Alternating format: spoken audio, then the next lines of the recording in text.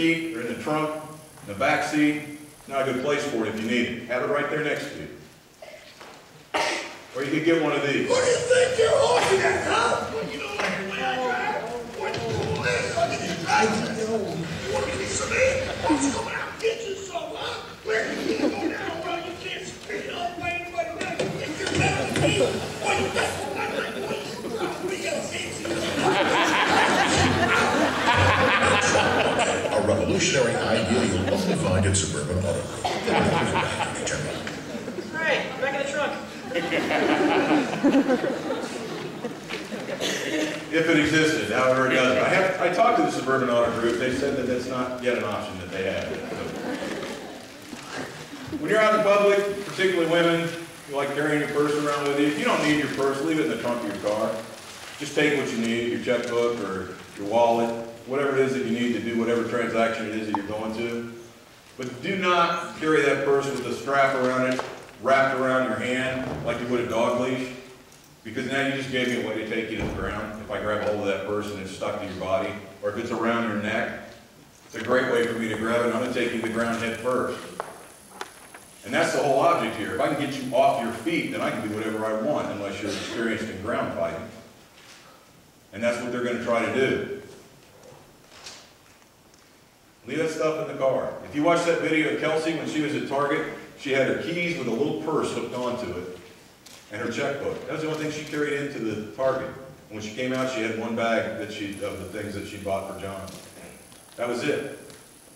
She came out to her car, she went to her car, she looked around, she put her package in on the passenger seat. She unlocked her car, put it on the passenger seat, closed that door. She walked around her car. She came over here. She unlocked this door. She opened the door. She got to this point right here where you start to throw your weight back and fall into the seat, and that's when she was hit from behind. You've got to always, always, always pay attention, even then. Now, I'm not saying that you should try to get in your car and look over your shoulder while you're doing it, but pay attention to what's going on around you. Kelsey was, for all intents and purposes, ambushed. Everything we talk about today can help keep you safe, but there's no magic bullet. There's nothing that's 100%. When you're shopping, take stuff to the car every once in a while. Don't walk around like this guy. If I want to do something to this guy, I got it. This comes back to that mental conditioning again. Think about what could happen. I know I just bought this china plate for my mother for Christmas. It's something she's wanted her whole life, but this guy's trying to get me. Sorry, Mom. You got to be willing to get rid of that stuff. You have to have your hands free. Property's not important. It really, really isn't. They're just things. Things can be replaced. You can't. When you're out walking around or jogging, a lot of people like to jog, take somebody with you. If you've got one person with you, the chances of something happening to you, some kind of assault, go down by 70%. 70% with just one person. If you've got more than that, they drop by 90%. And that is normally the way Kelsey went everywhere. There was always a posse of people following her around. She was just like that. But have somebody with you if you can. I know, guys, it means we might have to go to the mall more. Hey, when you're out walking around, you're wearing headphones, you got your cell phone, don't make that your focus. You know, I don't care if it's the greatest song you've ever heard from 9 Inch Nails or whatever you're into. Number one, I don't want to hear it, and it's usually the way it is because the headphones are in there and it's cranked up so loud that everybody walking next to you can hear it. But number two, you can't hear what's going on around you. Pay attention to what's going on around you. You ought to have your head on a swivel when you're outside so that you know what's going on. Keep your cell phone handy. Keep it in your hand as you're walking to your car when you're walking, because then at least you can use it. You've got it right there. No matter what you have, if it's not in your hand, it's too late. I mean, even police officers carry a weapon on their side, but if somebody's already got a gun out and pointed at them, they still can't get to it before that person can do something. It's got to be ready. It's got to be ready. And if you do walk or you do jog, change your route. I don't care if it's the prettiest route you've ever jogged. Change it up a little bit so somebody that might be watching you can't get a pattern, can't figure out your timing on how you do things. Stay out of wooded areas, dark areas. A lot of these things are lit up at night. and that's great, but still pay attention to where you're at. I mean, if you're out jogging on that jogging trail in the Corporal Woods area, it's lit up fairly well.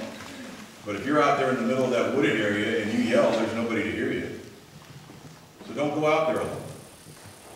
Or if you absolutely have to, if it's just part of your regimen that you have to do for physical fitness, make sure at least somebody knows, okay, I'm going to be at this point and this point. This is where I start, this is where I end, this is how long it takes. So that somebody knows. You got to keep people informed of where you're at. And I know this is a big deal for high school kids and college kids.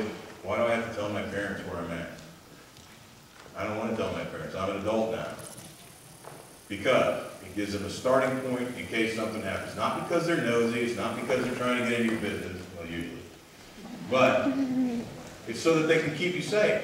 And so somebody's there looking out over you. And our daughter Lindsay goes to K-State.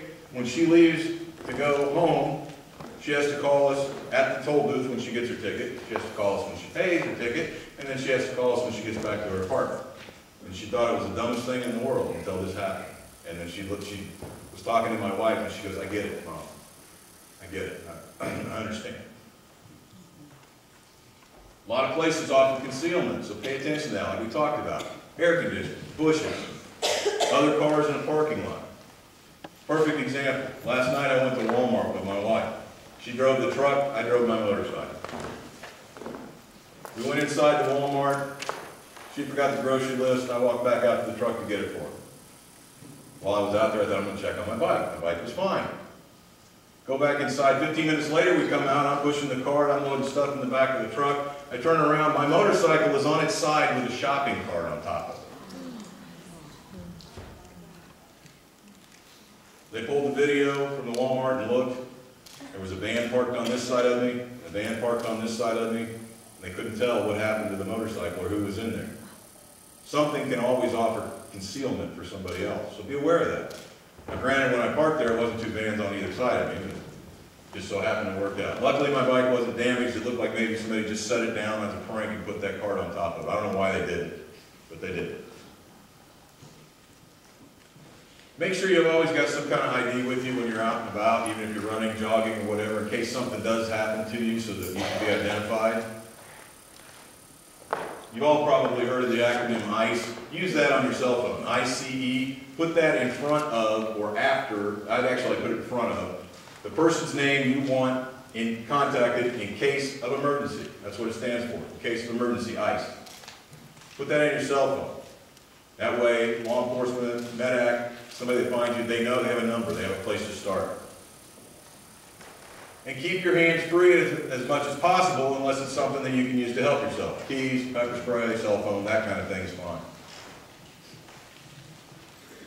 When you're out on the street walking or in your parking lot, walk on the left facing traffic. It's state law, number one. And number two, if you're walking on the left facing traffic, it's a lot harder for somebody to drive up behind you and do something because they'd have to be going against traffic to do it.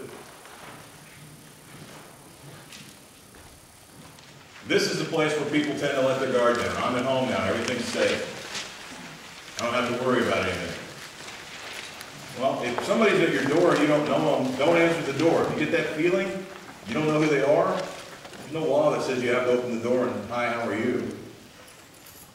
It's not rude, it's being safe.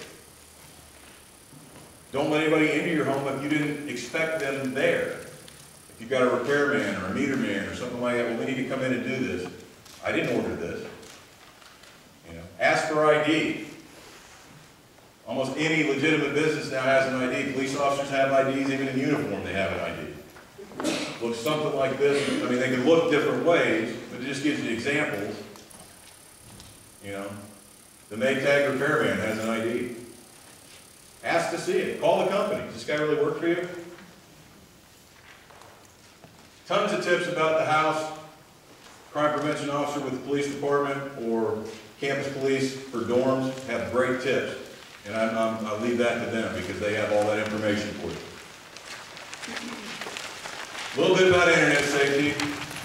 Still falls under the heading of awareness. The internet is everything. How many people in here, show of hands, have a MySpace or a Facebook? I do too.